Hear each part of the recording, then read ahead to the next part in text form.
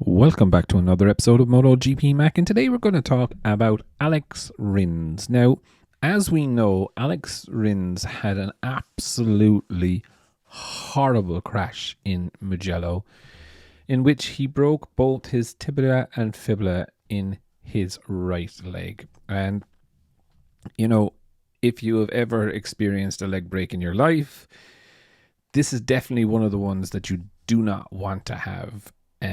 It takes a long time to recover. You have to have a stupid cage on your leg, and it's just pretty shit, if I'm honest. But Alex gave an update on his Instagram just before the Essen Grand Prix, and he was like, that he's had 16 days in hospital, 2 operations. I finally get to go home. As you can see by this image, the fall and the severity of the fall was unbelievable. He'd like to thank the amazing doctors. He said it was tough. He will come back stronger, both physically and mentally.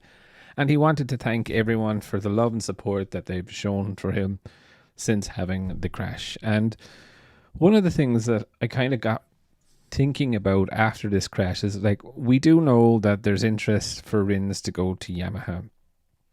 And an injury like the tib and fib is not the easiest injury to come back from, if I'm very, very honest. It takes an awful lot of rehabilitation.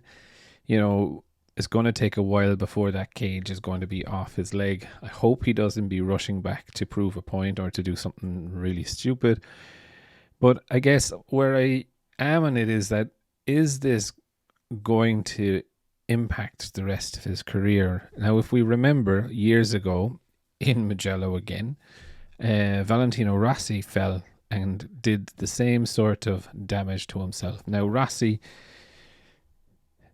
decided to rush back, and I think maybe that was probably a wrong move for him, but I do remember in the time he was limping quite a lot. He had to walk with the age of a crutch for a while, etc.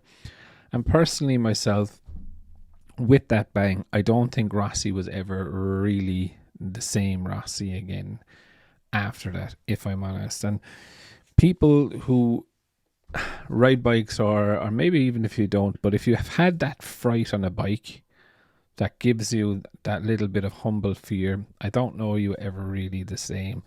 And this is what kind of, for me, strengthens the rumors that Rins may go to Yamaha. I think, if I'm very honest, while Rins has adapted far better than Joan Mir, I still think he wants to get off that bike as soon as possible. And while Yamaha is not performing the very best, it's possibly more trustworthy than the Honda in terms of feel and getting the bike in. Might be a little bit slower in a straight line, etc., but I think it's something that he could adapt to really well and adapt back to the inline four.